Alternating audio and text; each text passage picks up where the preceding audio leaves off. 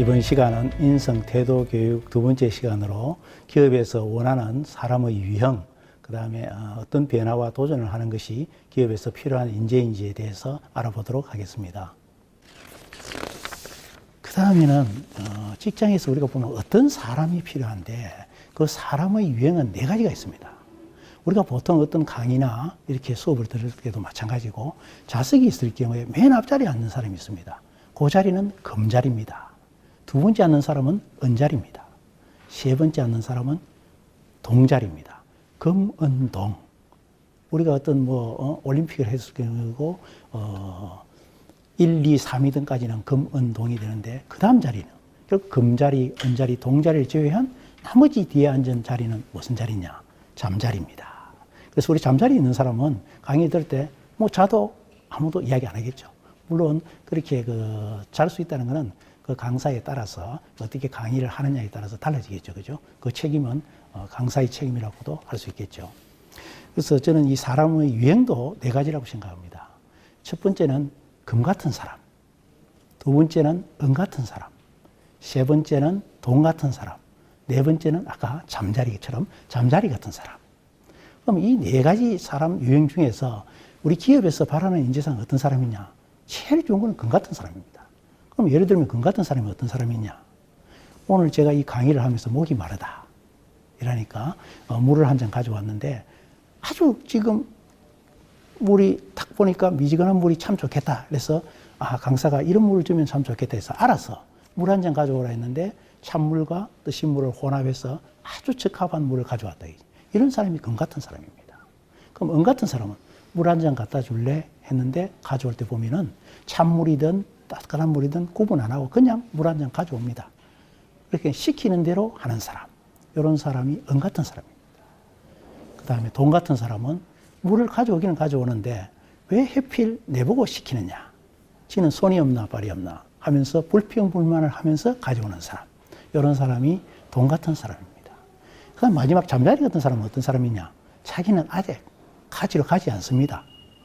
다른 사람 보고 시킵니다. 야, 저기 물 가져오라는데 니 좀 갖다 주라 하면서 자기는 하지 않고 남을 시키는 사람. 이런 사람이 잠자리 같은 사람입니다. 그럼 기업에서 어떤 사람이 가장 적합한 사람이냐? 우리가 봤을 때는 금 같은 사람입니다. 자기 일을 시켰을 때 자기 시키는 일과 플러스 알파를 만들어내서 이것도 필요할 것이다 해서 준비해서 가져오는 사람. 이런 사람은 기업에서 꼭 필요한 사람이고 오랫동안 근무를 할 수 있습니다. 은 같은 사람도 시키는 일만 하는 사람도 괜찮습니다. 기업에서 유지는 됩니다. 그러나 승진이나 어떤 성과에 있어서 금 같은 사람보다는 조금 부족하겠죠. 그럼 동 같은 사람은 어떤 사람입니까? 구조조정할 때 IMF 온다든지 기업이 어려울 때 이 동 같은 사람은 잘립니다. 방출됩니다. 그 다음에 잠자리 같은 사람은 이런 사람은 채용이 되었다 하더라도 3개월간 수습기간이 있는데 바로 수습기간에 이 사람들은 해고당합니다. 그래서 우리는 이 인간의 유형, 이 사람의 유형 네 가지 중에서 최소한 은 같은 사람이 돼야 되고 더 좋은 인재가 되기 위해서는 금 같은 사람이 되면은 기업에서 꼭 필요한 사람이 되고 그런 사람들이 기업의 성과를 창출시켜서 아마 좋은 어떤 보상을 받는 그런 사람이 될 것입니다. 그래서 우리는 금 같은 사람이 되어야 됩니다. 이렇게 이야기하니까 어느 특강에서 교수님 그보다 더 좋은 어떤 유형이 있습니다. 5가지인데요.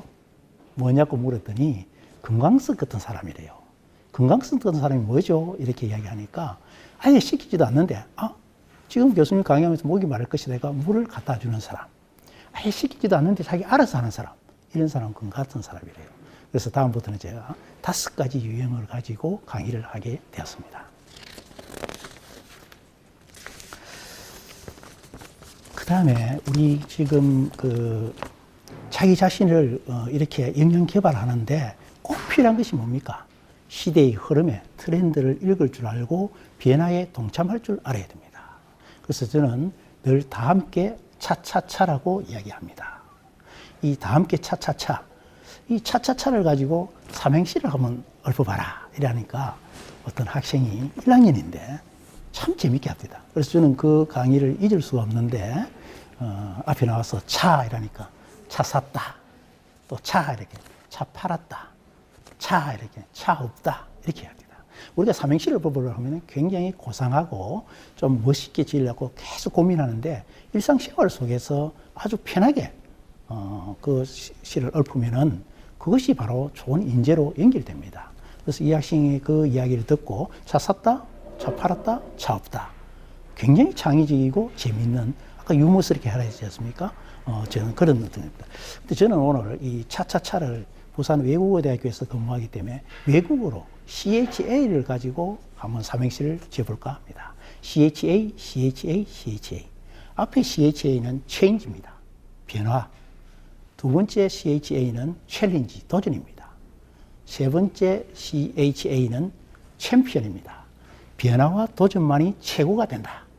그래서 여러분들이 스스로 변화를 시키고 목표를 정해서 도전해야만이 최고가 될 수 있는 겁니다.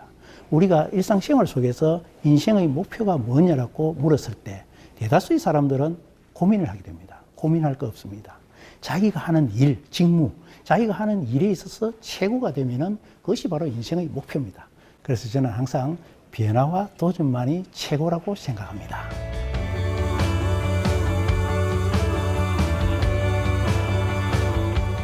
변화와 도전이 최고가 된다 했는데 최고가 되기 위해서는 아이베스트입니다.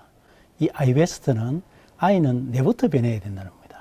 남의 탓을 돌리지 말고 항상 자신의 탓으로 해서 자신의 변화를 가져와야 되고 베스트는 BEST, B는 베이직, 기초, 기본부터 철저하게 다듬어야 됩니다.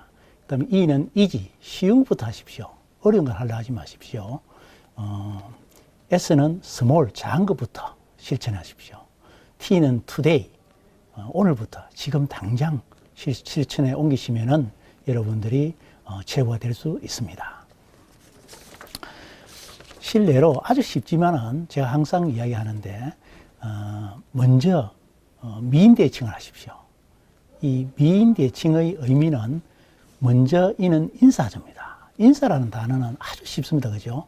우리가 사람인 일사자인데 사람이 일을 하는 거, 사람이 일을 하는 게 뭡니까? 인사입니다. 그 일이 뭡니까? 안녕하세요. 반갑습니다. 이렇게 인사하는 겁니다.